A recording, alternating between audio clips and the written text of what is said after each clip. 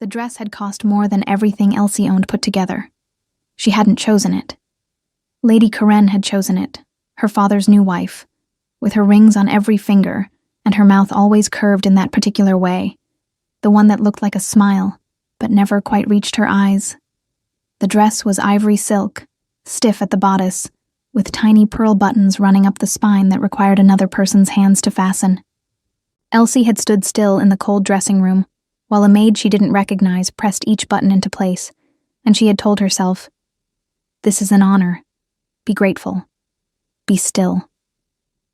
She had been telling herself those two things for most of her 23 years. The grand hall of Veldmore Keep smelled of beeswax and roasted pine.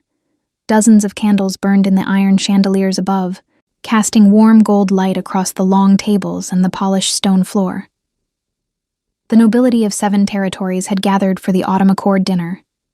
An old tradition, older than most of the bloodlines represented in the room. Once a year, the Alpha King sat at the head of the table and accepted tribute, settled disputes, and reminded every lord and alpha present exactly where power lived in this world. Elsie was not a lord. She was not an alpha. She was not even, technically, a guest. She was carrying a tray. That had been the plan. That had always been the plan, though no one had said it plainly until the carriage was already rolling through the outer gates and Lady Karen had folded her hands in her lap and explained, with the patience of someone who had rehearsed the cruelty carefully, that the invitation letter bearing the Vance family seal had only ever been meant for her, for Karen herself, the new Lady Vance, and that there was simply no appropriate place at the table for a girl of uncertain status. An Omega, with no wolf. A daughter from the first marriage, which everyone had agreed was better left unmentioned. "But your presence here need not be wasted," Karen had said, patting Elsie's knee once, briefly, the way one might touch something one found slightly unpleasant. "The keep is short on serving staff for the evening. I arranged it with the steward. You'll carry trays and pour wine, and no one will think less of you for it. No one will think of you at all." And she had smiled, fully, that time, all the way to her eyes. Elsie had not cried.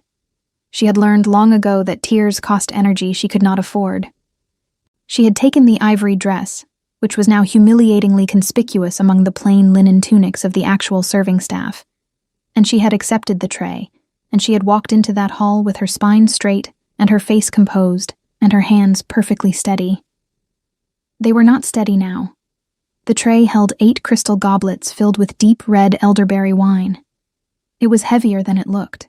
Her arms had been aching for the last half hour, moving through the crowd of alphas and their mates and their political allies, pouring and retreating and trying very hard to be invisible in a dress that had been designed specifically to be noticed. She was aware of several looks, some confused, some amused, one or two that lingered too long and made her skin feel tight. She kept her eyes down. She kept moving. She told herself it would be over by midnight. She was passing behind the high table when she heard it. Not words at first. A tone. Low and intimate. The kind of voice people use when they believe no one close enough to hear them is worth worrying about. "Transfer the deed before the month's end. Once she's out of Veldmore, she won't have legal standing to contest anything." Elsie's steps slowed without her deciding to slow them. The stone floor was cold through the thin soles of her slippers. The candles on the high table were burning low, and the 2 men seated closest to the wall were leaning together over their goblets, not eating, not watching the room. One of them was her stepbrother, Rowan. She had not known he would be here. He had told her 3 weeks ago when she had last seen him at the estate that he would be traveling north for trade negotiations. He had kissed her cheek at the door and told her to be careful, and she had believed him, because Rowan was the one person left in that house who had ever seemed to actually see her. The man beside him had a thin face and a wax seal ring on his left hand that Elsie recognized, the Aldrich family crest, an old alliance from before her father's death. A property lawyer. She had seen that seal on documents before, on papers that had passed through her father's study in the last months of his illness. Papers that Lady Karen had always moved quickly to cover when Elsie walked in. "The Omega girl?" the lawyer murmured. She has no wolf, Rowan said. She can't challenge the claim in any shifter court, and without the deed to the northern estate, she has nothing. No inheritance, no standing, no leverage. He paused, took a sip of wine. It's already been filed. Tonight just makes it official. And if she finds out? Rowan set down his goblet. Where is she going to go? The tray in Elsie's hands began to shake. One of the goblets slid. She caught it, barely, pressing her thumb hard against the crystal stem, the wine trembling but not spilling. Her breath had stopped somewhere in her chest and refused to move. The candlelight blurred at the edges of her vision, and she made herself focus on the nearest fixed point. A tapestry on the far wall, green and gold, a wolf mid-leap against a dark sky. Where is she going to go? Her father's voice came to her then. Not a memory she chose, but one that arrived on its own, the way they always did.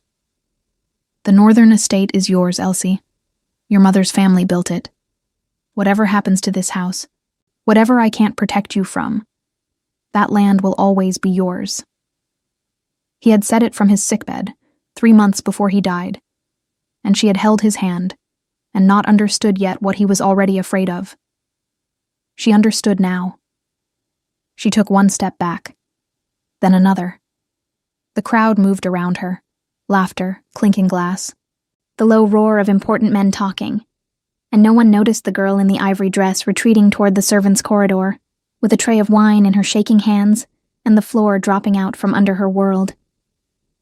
The corridor was narrow and smelled of tallow and cold stone. She set the tray on a wooden shelf and pressed her back against the wall and breathed, just breathed. The sounds of the hall were muffled now, distant, reduced to the pulse of festivity that had nothing to do with her. She has no wolf. She can't challenge the claim. It was true. She had known since she was 17 that her wolf was gone. Not dormant, not late, but gone. Burned out by the fever that had taken 2 weeks of her life and left her with nothing but a faint scar below her left shoulder, and the permanent silence where her other half should have been. In a world built on pack law and alpha authority, a wolfless Omega was barely a person. She had known that. She had simply chosen not to think too hard about what it meant. She was thinking about it now. Her father's northern estate. The only thing he had been certain he could leave her. And Rowan, who had held her hand at the funeral, who had said, "I'll look after you, little sister," had already signed it away. She pressed her fingers to her mouth. She would not make a sound. She would not. From somewhere beyond the corridor door, a hush fell over the great hall. The kind of hush that spreads without announcement, beginning at one end of a room and moving like a wave until it swallows everything. Elsie turned. Through the narrow crack where the servants' door stood slightly ajar, she could see a sliver of the high table. A man had risen from the chair at the head of it. She had known the Alpha King was present tonight. Everyone in Veldmore had known, had felt the subtle pressure in the air that preceded his arrival, the way the guards stood differently, and the lords stopped interrupting each other. But she had not looked at him directly. She had kept her eyes on trays and goblets and the path between tables. Now she looked. He was taller than she had expected. Dark hair pulled back in heavy braids, a jaw like carved timber, wearing black leather armor so naturally it seemed like a second skin. He stood without effort at the head of that table, and the room simply arranged itself around him, the way iron filings arrange themselves around a lodestone, not because he demanded it, but because the pull was simply that strong. His eyes moved across the hall in a slow, controlled sweep. They stopped. Not on the lords. Not on the ladies in their fine gowns. Not on any of the alphas who were watching him with varying degrees of deference and calculation. They stopped at the crack in the servants' door. At her. Elsie did not breathe. The king's gaze was pale and exact, the blue of deep winter ice, and it held hers for 3 full seconds, through that narrow gap, before she stepped back into the shadow of the corridor and pressed herself flat against the cold stone wall. Her heart was hammering. Her hands were still shaking. Somewhere in the hall, the hush was breaking back into noise, conversation resuming, the moment closing over itself like water. She stared at the ceiling of the corridor. One candle burned in the wall sconce above her, guttering slightly in some draft she couldn't feel. Where is she going to go? Her jaw set. Her hands slowly stopped shaking. That was a very good question. She left the tray where it was. It was a small act of defiance, the kind no one would notice, the kind that changed nothing. But it was the only one available to her in that moment, and she took it. She walked back through the corridor without the tray, without the wine, without the careful blankness she had been wearing on her face all evening, and she pushed through the narrow side door that led to the keep's inner courtyard. The night air hit her like cold water. Veldmore in autumn smelled of wet stone and wood smoke, and the particular sharpness of pine needles crushed underfoot. The courtyard was empty except for two stable hands talking in low voices near the far gate. And they did not look up when she crossed the flagstones. Her slippers were completely inadequate for the cold. She felt each stone through the thin soles, felt the chill climbing her ankles, and she did not slow down. She needed to think. She needed to think before she did something that could not be undone. The northern estate. She turned the problem over in her mind the way one turns over a stone, looking for what lives beneath it. Her father had left her that land in a handwritten addendum to his will, signed and sealed, and witnessed by two men from the village. She had seen it. She had read it herself, twice, sitting at his desk the week after the funeral, while Karen moved through the house rearranging furniture and ordering the servants to address her as my lady. The addendum had been real. It had been legal. But legal meant nothing if a property lawyer with the Aldrich seal had already filed a counterclaim. Shifter courts did not look kindly on wolfless omegas. The judge would ask who held alpha authority over her, and the answer would be no one, because she had none, because she was nothing in the architecture of pack law. Not a ranked member, not a mated female, not a blood alpha's acknowledged heir. She was a gap in the system, and gaps got filled by whoever moved fastest. Rowan had moved fast. She stopped walking. She was standing near the courtyard stone well, her hands wrapped around the cold iron of the handle, and she made herself be very honest with herself in the way she rarely allowed. She had known something was wrong. She had known for months. The papers Karen kept covering. The meetings Rowan took without explanation. The way her room had been quietly moved from the east wing to a smaller chamber near the servants' quarters, framed as a practical decision, offered with a gentle smile. She had noticed all of it, and chosen to interpret each piece charitably, because the alternative, that the two people left in her family were systematically dismantling her future, had been too large a thing to look at directly. She was looking at it now. Her father's voice again. Whatever I can't protect you from. He had known. He had known what Karen was, had seen something she hadn't yet, and he had done the only thing he could from a sickbed with months left to live. He had given her that land like a key, and she had held it without understanding what door it opened. The door, she now realized, was the only one that led out. She had to get to the estate before the filing was complete. She did not know exactly how long that took. A week, 2 weeks, the length of time it required for a legal document to travel from a lawyer's office to the territory court. But she knew she could not go back into that hall, could not ride home in Karen's carriage, could not sleep another night in that small room near the servants' quarters, while her inheritance was signed away beneath her. She needed to leave. Tonight. The problem was the carriage. It was Karen's.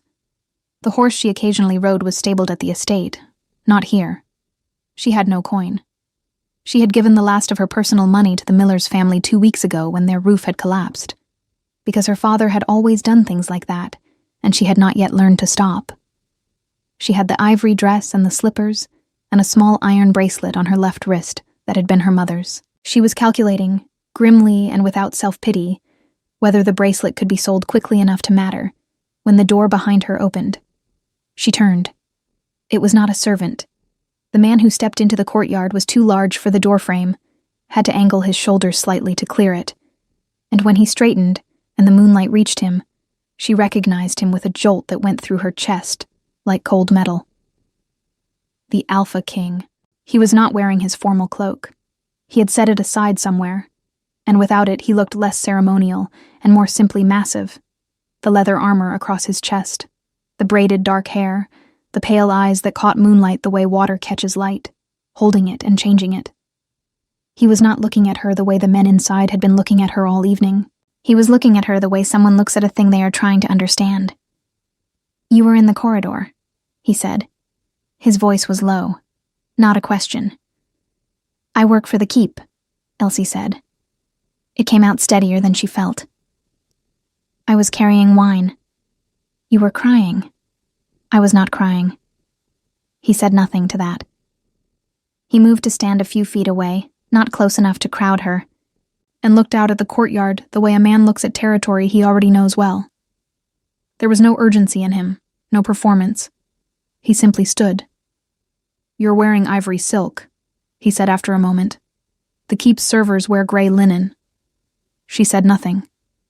"And you came out here without a cloak in weather cold enough to see your breath." He glanced at her. "So either you left in a hurry, or you came out here to suffer on purpose. Both suggest something went wrong inside." "Nothing went wrong," Elsie said. "I needed air." "You're shaking. It's cold." He was quiet again. She was aware of how close she was to the edge of something, the edge of composure, of pretense, of the careful performance she had maintained all night. The cold was biting through the silk. Her hands were pressed flat against her thighs to keep them still. "What is your name?" he asked. She looked at him for a moment. In the ordinary order of things, an Omega did not refuse to answer a direct question from an Alpha King. But she was standing in a dark courtyard, with the ruins of her future arranged inside her chest, like broken glass, and she was far past the ordinary order of things. "Elsie," she said. "Elsie Vance." Something shifted in his expression. It was not recognition exactly. More like the moment when a piece fits into a pattern you have been considering. He looked at her more carefully. "Vance," he repeated. "Lord Cedric Vance's daughter." "Yes." "He died this past winter." "Yes." He said nothing for a moment. The two stable hands across the courtyard had gone inside. They were entirely alone, which should have frightened her and somehow did not. His presence was not threatening. It was simply enormous, an enormity that, paradoxically, made the courtyard feel slightly warmer. "You weren't at the table tonight," he said. "No. You were carrying wine." "That's been established." He looked at her, and then, so briefly she almost missed it, a thing that transformed his face entirely before disappearing. He almost smiled. It was not the polished expression of a king at a formal dinner. It was something quieter and more genuine, the kind of smile that happens before it can be stopped. And it arrived not when he had been surrounded by lords and ladies and alphas competing for his attention. It arrived here, in the cold, talking to a shaking girl in an ivory dress who was refusing to answer his questions properly. She did not know what to make of that. "You need to leave tonight," he said. It was not a question. Elsie stared at him. What?" "You came out here without a plan," he said, and his voice was still level, still absent of any pressure. "You have no cloak, no coin, I would guess. You're standing next to a well calculating something that isn't working out." He glanced at her wrist, at the small iron bracelet. "And you're deciding whether that's worth anything." The accuracy of it was almost physically uncomfortable. "You don't know anything about my situation." "No," he agreed. "But I know what someone looks like when they've just discovered that the ground beneath them isn't solid." He paused. "My mother looked like that once. I was 12. I didn't know what to do then." A brief silence. "I generally know what to do now." She studied his face for a long moment. He was watching her with the same still, measuring attention he had given her through the crack in the corridor door. Not invasive, not predatory, but absolutely present. Like someone who had learned that most important things happened in the details other people overlooked. "I need to reach the northern Vance estate," she said.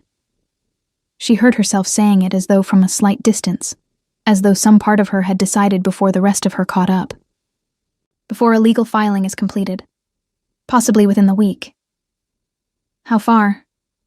2 days' ride north, through the Ashwood Pass. The pass will be iced by now. I know. He looked at her. She looked back. The cold moved between them like a third presence. My men ride at dawn, he said. The King's Road runs within a half day of the Ashwood Junction. He said it plainly, without ceremony, the way someone states a fact that is simply available. You would need to be at the east gate before the bells. Elsie felt something tighten in her throat. Why would you do that? He looked at her for a long moment, and his pale eyes were unreadable in the moonlight, and he said, Because your father was an honest man, and because no one came looking for you when you left that hall. He turned and walked back toward the door, stopped with his hand against the frame. The east gate, he said, before the bells. Then he was gone, and the courtyard was empty, and the cold closed back in around her like water, and Elsie stood next to the stone well with her mother's bracelet on her wrist and something she had no name for yet beginning, very quietly, to move in her chest. She did not sleep. There was no bed available to her anyway. She had not been assigned quarters in the keep, another detail Karen had neglected to mention until they arrived, and it was too late to matter. She spent the hours between the dinner and dawn in the small antechamber behind the kitchen, seated on a wooden bench with her cloak borrowed from a sympathetic kitchen maid who had noticed her shivering and said nothing beyond pressing the wool into her hands. The cloak smelled of onions and hearth smoke. It was the kindest thing anyone had done for her all evening. She sat, and she thought, and she organized. That was what she did when panic tried to take over. She organized. She had learned it young, in the years after her mother died and before her father remarried, when the estate had been just the two of them, and a handful of servants, and her father's grief was so large it had needed the whole house to contain it. She had been the one who tracked the household accounts, who made sure the winter stores were tallied, who wrote the letters to the tenants and the suppliers and kept the records in the leather-bound ledgers her father had taught her to maintain. She was not an alpha. She had no wolf, but she had a mind that worked like a set of scales, precise, patient, always seeking the point of balance. She laid out what she knew. The northern estate had been left to her by addendum. The addendum was real, witnessed and sealed. Rowan and the Aldrich lawyer had filed a counterclaim, likely arguing that as a wolfless Omega with no alpha authority, she lacked legal standing to hold territory independently. That argument had merit in shifter court, which was the problem. But there was another court, older, less frequently used, the Luna Tribunal, which operated under moon law rather than pack law, and which recognized inheritance claims regardless of wolf status, provided the original bequest was made in blood right. Her father had signed that addendum with a blood seal. She had seen the dark smear of it at the bottom of the page, pressed with his signet ring, while his hands were still steady enough to manage it. She had not understood at the time why he had insisted on the old ritual. She understood now. He had known that Karen would move against her. He had known that pack law would not protect her, and so he had reached back past pack law to something older, something that could not be as easily manipulated, and he had sealed her inheritance in the only language the system could not simply ignore. She needed to reach the estate and find that document.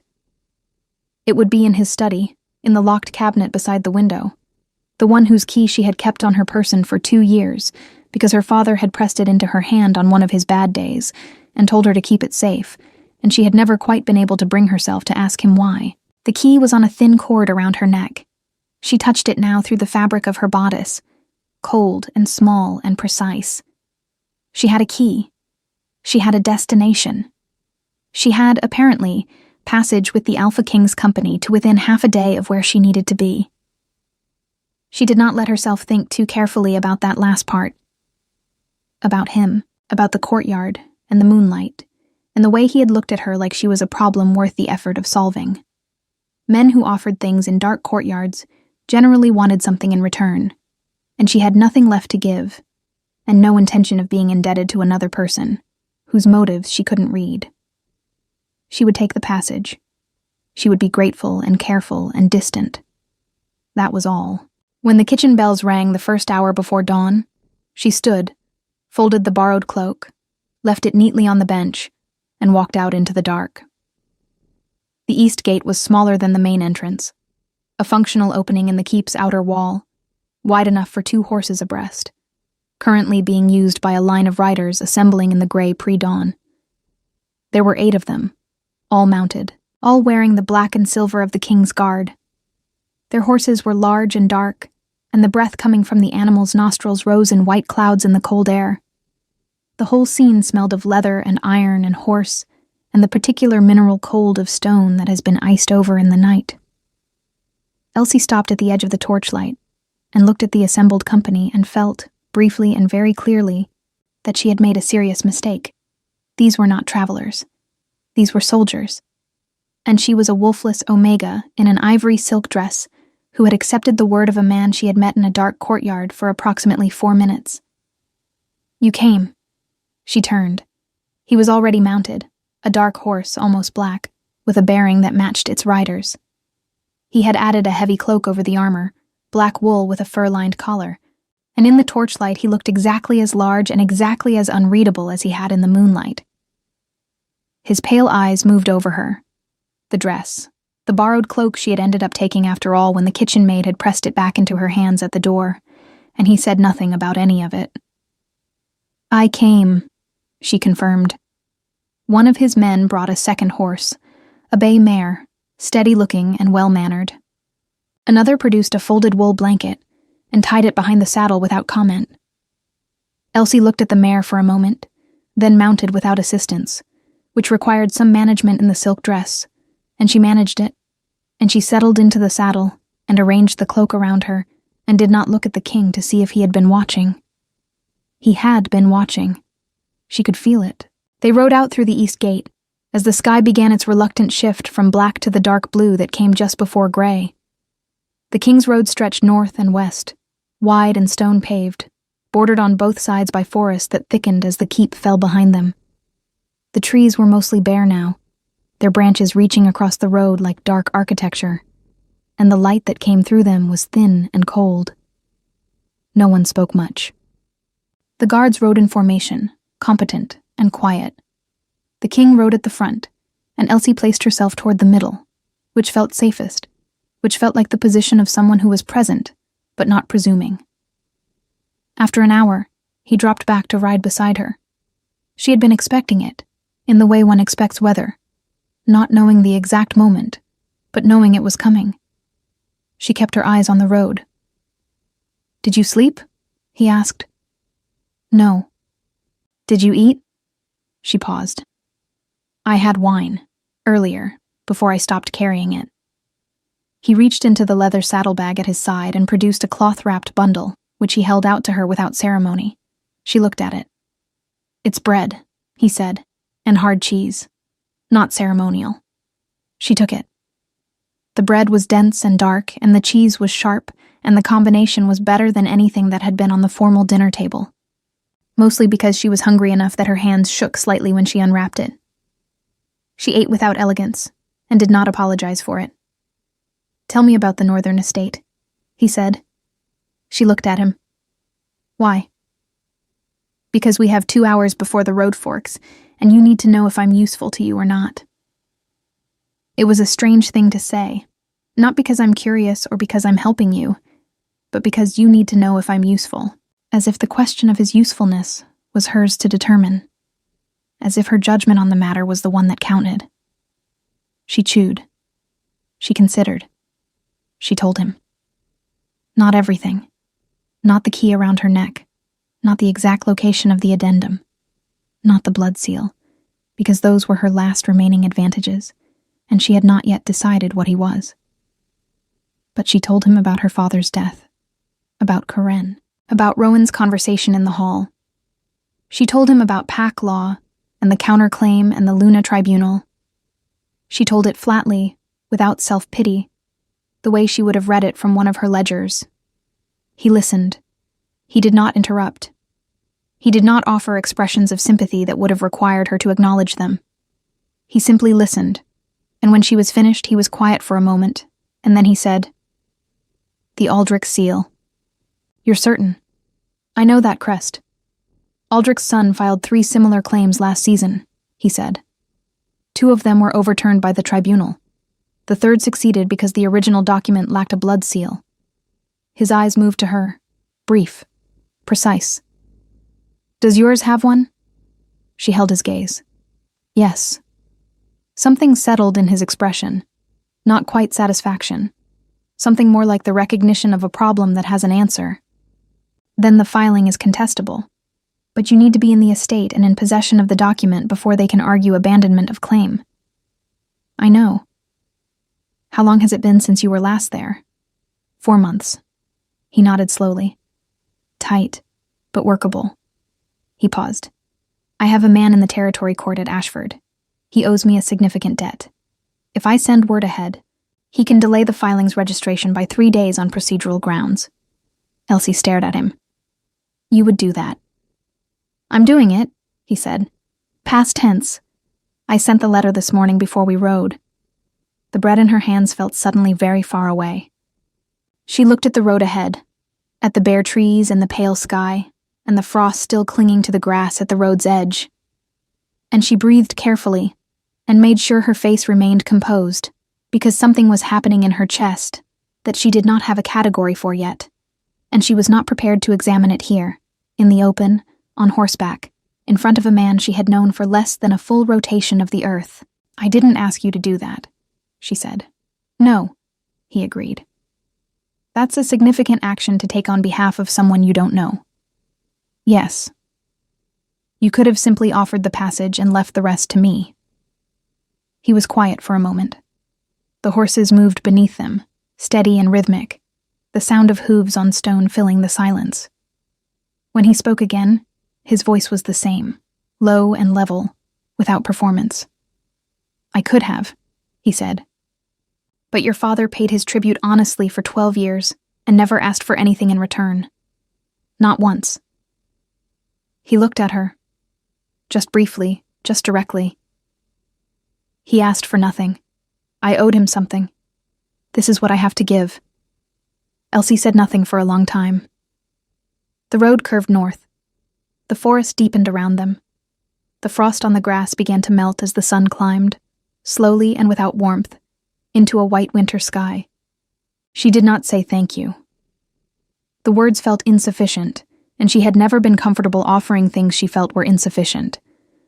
But she stopped angling her horse slightly away from his, which she had been doing since they left the gate, and she rode beside him properly, with the same amount of space between them that one would keep with someone who had earned, if not trust, then at least the absence of suspicion.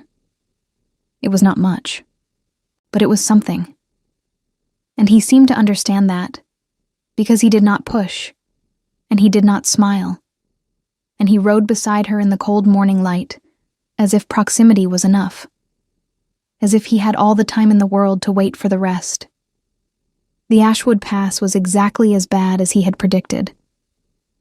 They reached the junction by early afternoon, where the King's Road bent west, and a narrower track curved north into the trees. The track was old, older than the road, older than the keep they had left behind, and it had not been maintained with the same care. The stones were uneven and frost-heaved, and in the shadowed sections between the pines, the ground was glazed with ice that caught the pale light and threw it back in cold fragments. The horses slowed without being asked. Adrian had stopped at the junction and looked at the track and then looked at her, and she had looked back, and neither of them had said anything that needed saying. He had simply turned his horse north onto the track with her, leaving 4 of his guards at the junction with instructions to camp and wait, taking only 2 men with him, a broad, quiet man named Cale, who rode like he was part of the animal, and a younger guard, whose name Elsie hadn't caught, who kept his hand near his sword hilt with the alertness of someone who had learned caution the hard way.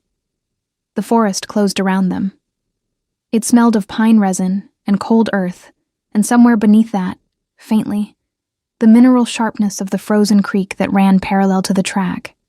Elsie could hear the water moving under its skin of ice. A low, muffled sound, like something trying to speak through a closed door. She knew this forest. She had ridden through it with her father a dozen times, had memorized the way the light changed between the pines, the particular bend in the track where a massive fallen oak had been there so long the moss covering it looked architectural. She had not realized, until she saw that oak, how much she had needed to see something familiar. She pressed her lips together and kept her eyes forward. The estate came into view in the late afternoon.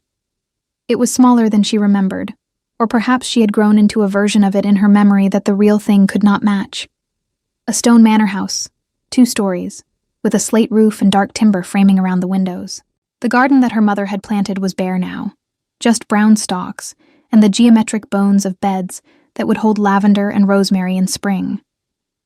The iron gate at the front was rusted slightly at the hinges. The path from the gate to the front door was covered in dead leaves that no one had cleared, but the house itself was standing. The windows were intact.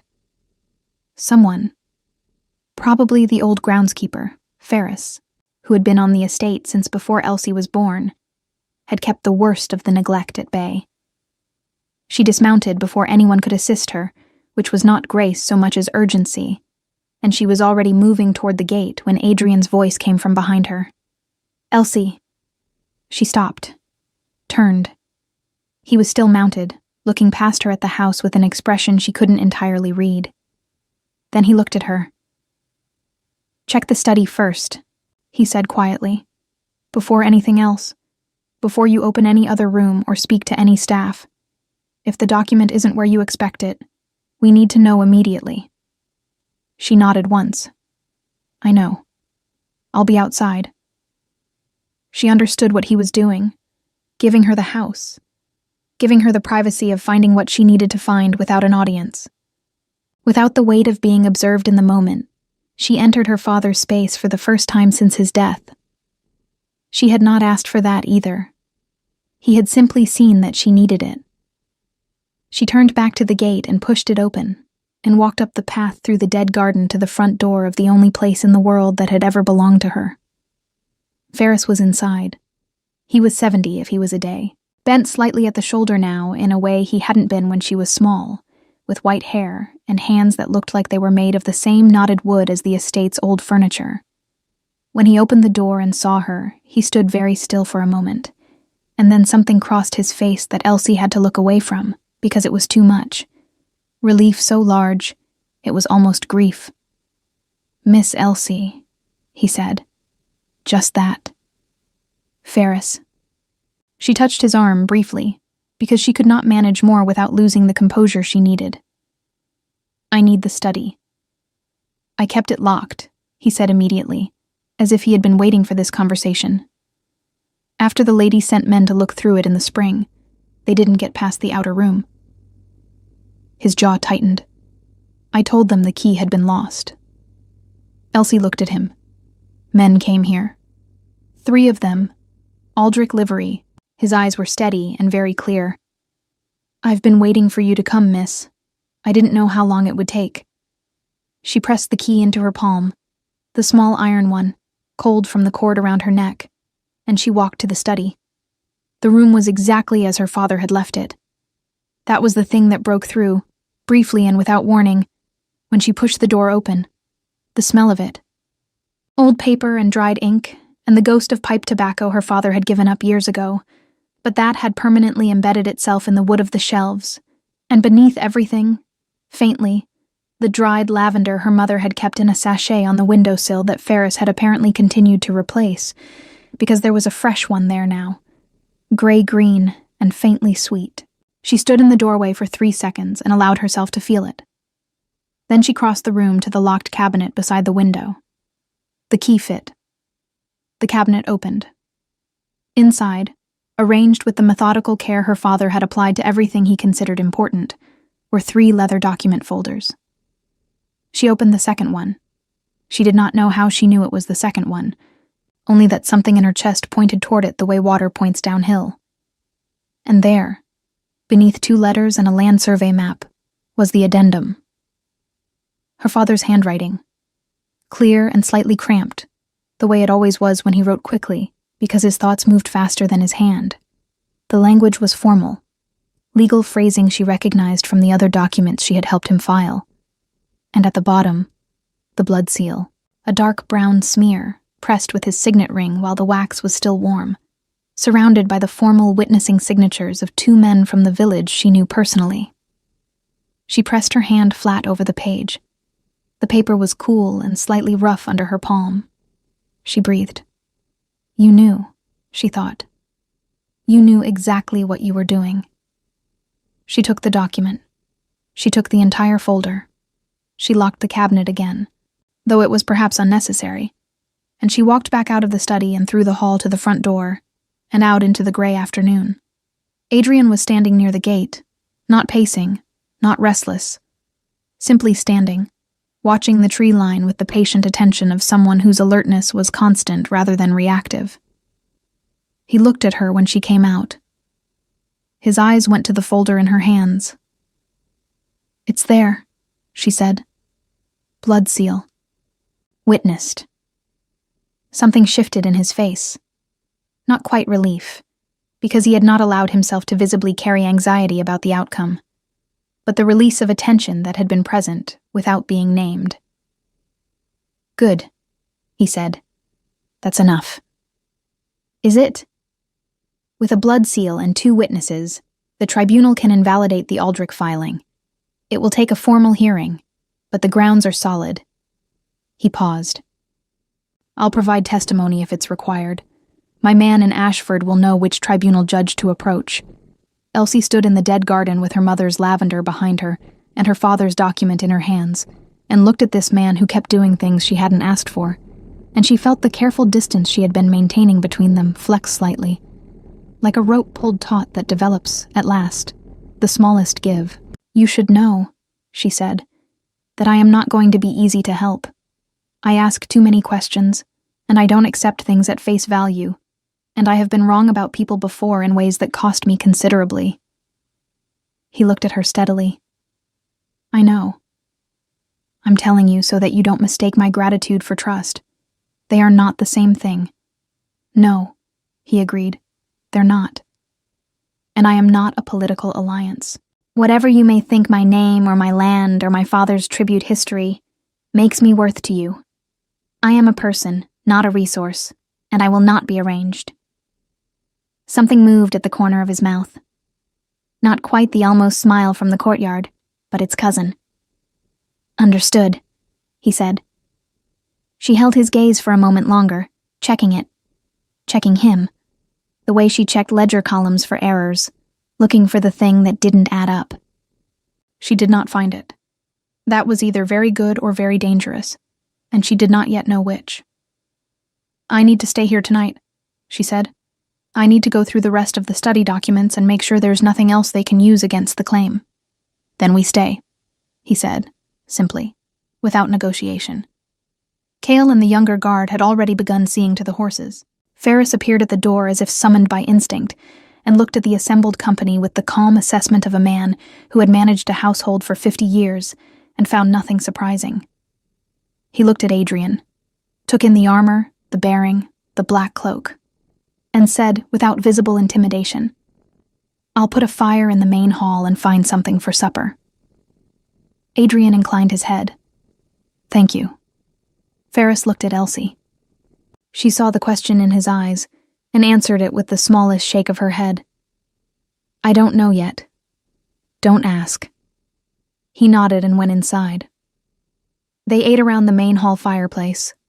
Bread and winter vegetable soup that Ferris produced from what seemed like very little, which was a skill Elsie recognized from 100 winter evenings in this house, when supplies ran lean, and the old man simply made more from less. Cale and the younger guard ate at the far end of the table and spoke quietly between themselves. Ferris sat near the kitchen door with a bowl and a quiet dignity. Adrian sat across from Elsie at the wide oak table, and they went through the documents together. It was not what she had expected. She had expected him to sit at a remove, present but not involved, offering authority when needed, but leaving the detail work to her. Instead, he read. Carefully, systematically, asking precise questions about dates and names and the specific legal phrasing of each document she placed between them. He caught 3 things she had missed. A clause in an old land agreement that could have been used to argue the estate's boundaries differently, a discrepancy in the witnessing dates of a minor survey, and a letter, tucked between 2 property maps, in Corinne's handwriting, addressed to the Aldrich lawyer, dated 4 months before her father died. Elsie read that letter twice. It confirmed everything and worse. Karen had begun planning the claim while her father was still living. The letter discussed the wolfless Omega problem, Elsie, referred to not by name, and the strategy for removing her from the estate's legal history entirely. It mentioned Rowan's cooperation. It mentioned a sum of money. It mentioned, in a line that made Elsie's vision narrow at the edges, that the girl's father need not live to see the full arrangement completed. The room was very quiet. Adrian was watching her read. He did not speak. "She killed him," Elsie said. The words came out very level. "She didn't just plan to take the land after he died. She accelerated it. Her father's illness, the rapid decline, the physicians who had been replaced in the final months by ones Karen had chosen, the medicines, the long weeks when she had not been permitted into his room because it would tire him. It would tire him." She set the letter down on the table.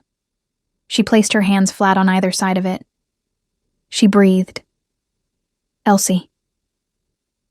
His voice was quiet, not soft. Adrian's voice was never soft exactly, but careful, the way someone is careful near a thing that is balanced. "I'm all right," she said. "You don't have to be." She looked up at him.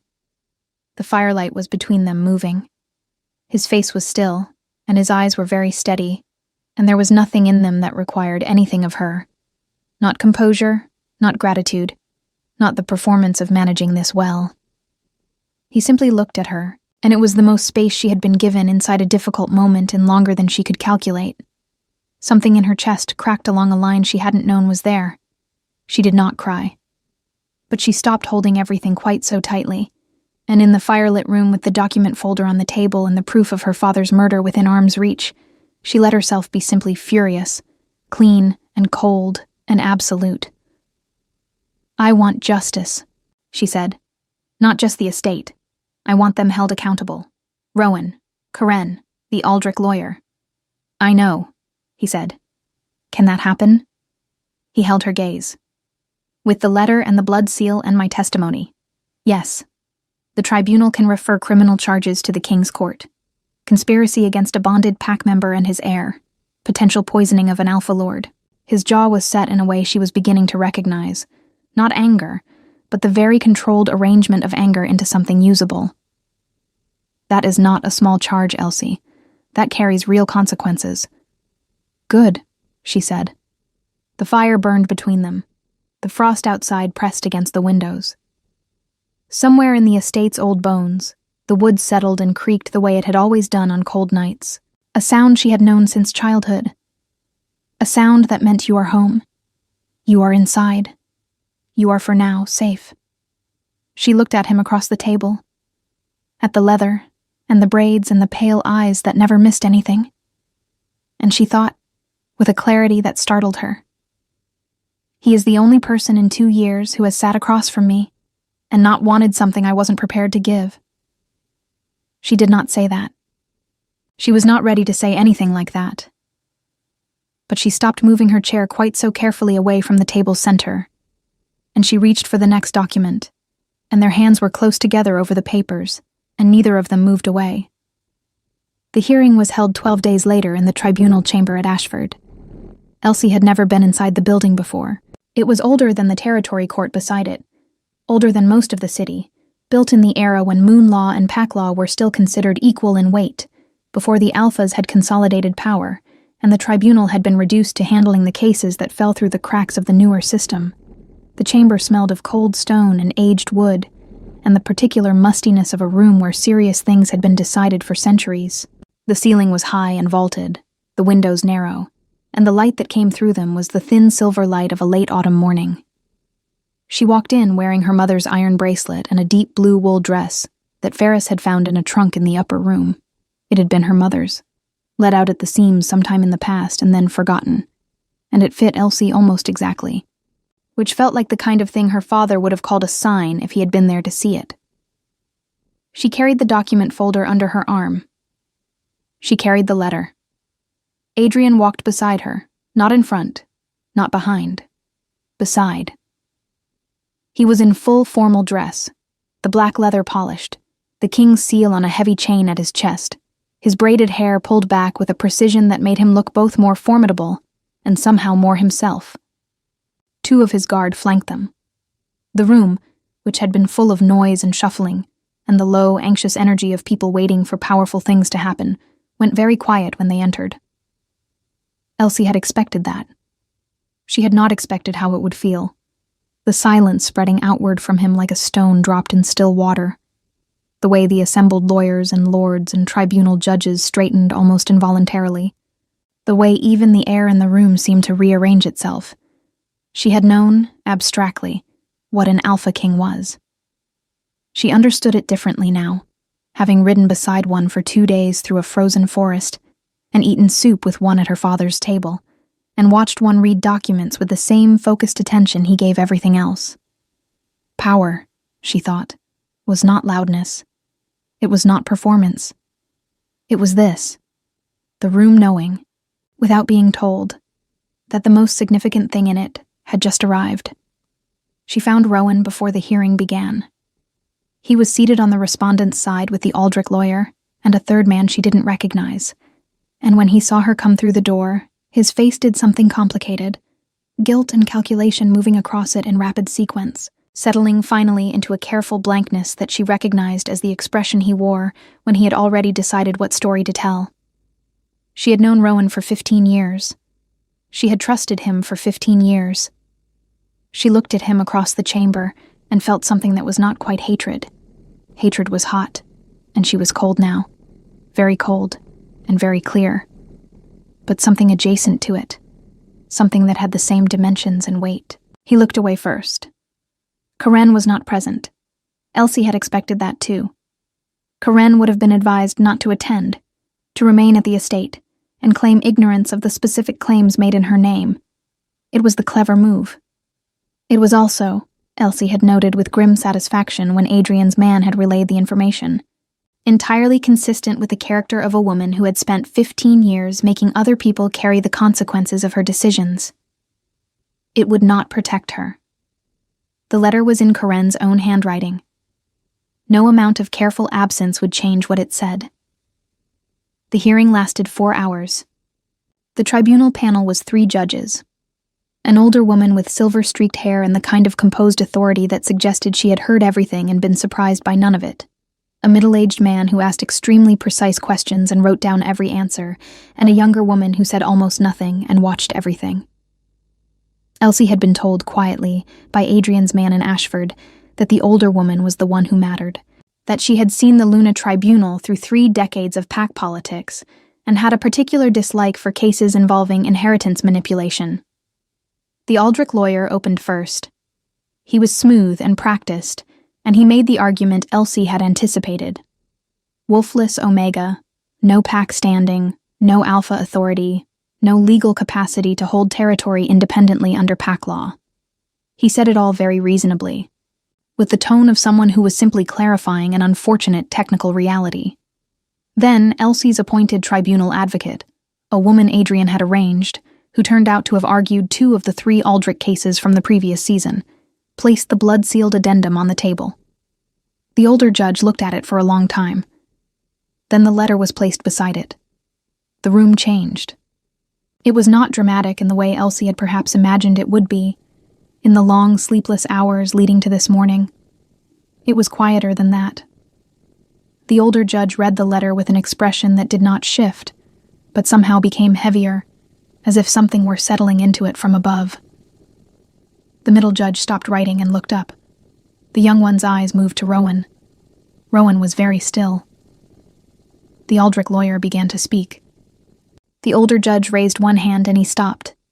She asked Elsie 3 questions directly. Her voice was even and her eyes were clear, and she gave Elsie the exact amount of time needed to answer each one without rushing or redirecting. Elsie answered precisely without excess.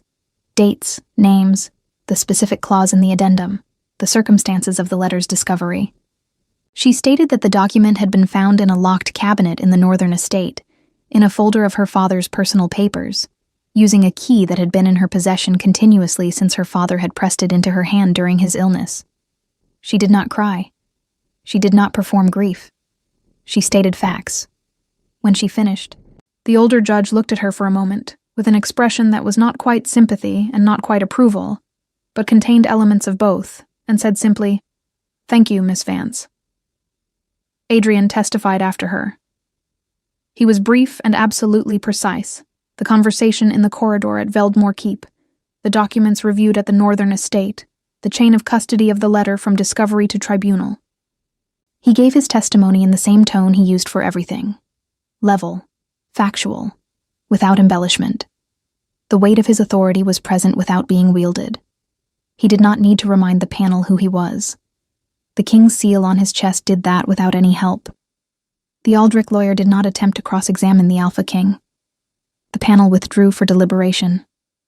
Elsie sat in the hard wooden chair and placed her hands in her lap and watched the light move through the narrow windows and did not allow herself to calculate outcomes, because calculation required variables she could not fully control, and she had learned, at some point in the last 12 days, to hold the space between action and result without filling it with catastrophe. Adrian sat beside her. He did not speak. He was simply there, the way he was always simply there, present, steady, requiring nothing. After 40 minutes, the panel returned.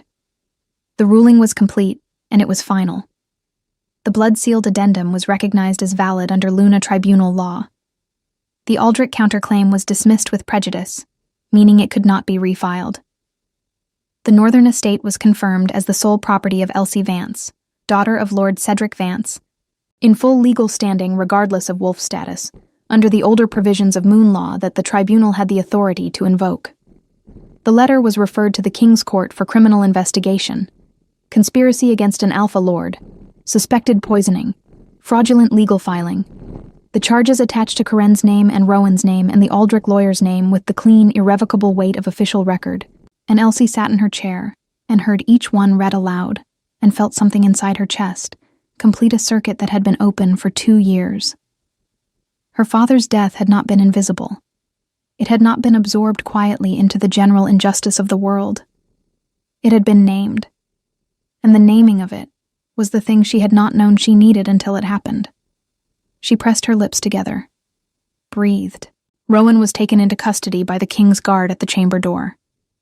He looked back at her once, and she looked back, and she let him see her face clearly, let him see that she was not broken, that she had found the document and the letter and the key her father had pressed into her hand, that all the careful planning he and Coren had done had not accounted for the possibility that she was her father's daughter in every way that mattered. Then she looked away, because he was no longer worth the cost of her attention. The Aldrich lawyer was detained separately. Coren would be served at the estate by the king's officers within the day. Outside the tribunal building, the autumn air was cold and sharp, and smelled of wood smoke from the city's chimneys. The sky had cleared while they were inside, and it was the particular hard blue of late autumn, the kind that seemed too bright for the season, as if the sky were making an argument. Elsie stood on the steps and held the document folder and breathed. Adrian came to stand beside her. He looked out at the city below, the rooftops and the market square, and the dark line of the forest at the city's edge. And he was quiet. And she was quiet, and the space between them was comfortable in the way that only spaces between people who have been through something real together can be. "It's done," she said. "Most of it," he said. "The criminal proceedings will take time, but the estate is yours. Nothing can undo that now." She nodded slowly. The bracelet on her wrist caught the light, her mother's iron, worn smooth in the places her fingers had touched it most. She thought of her mother, who had planted lavender in a garden in the north. She thought of her father, who had sealed a document with his own blood because he had loved her enough to plan past his own death. She thought of Ferris, who had stood in the estate doorway and told men in Aldrich livery that the key was lost. She had been loved well by people who could not stay. That was the grief of it. But the love itself was real. It had held. It had left traces. It had put a key around her neck and a blood seal on a page, and an old man at a door who kept the lock until she came home. She turned to Adrian. He was already looking at her. He was always already looking at her, she had noticed. Not intrusively, not with the consuming attention of someone who wanted to possess, but with the quiet, consistent focus of someone who had decided she was worth watching over and had simply continued to do so without requiring acknowledgement. "You asked me that first night," she said, "where I was going to go." He had not been the one to say it. That had been Rowan, in the hall, not knowing she was listening. But Adrian had been the one to answer it, in a courtyard in the dark, by pointing north and saying before the bells. He understood what she meant. "Yes. I know where I'm going now," she said. "The estate. My land. My father's name cleared." She paused. "That's mine." "It is. And you." She looked at him steadily, at the pale eyes and the worn leather and the braids and the scar along his jaw that she had never asked about and intended to. "You're not a debt I can repay. I've been trying to categorize you that way and it doesn't fit." Something moved in his face. "No," he agreed. "It doesn't." "I don't know what you are yet," she said. "I want to be honest about that." "I know. But I know what you're not." She held his gaze. "You're not someone I'm afraid of. You're not someone who wants something from me I haven't offered. And you're not someone I need to manage." She paused. "Those are rarer qualities than they should be." He was quiet for a moment. Then, "Elsie, yes. I'm not asking you for anything right now." His voice was low and entirely serious. "I'm not asking you to know what I am, or to decide anything.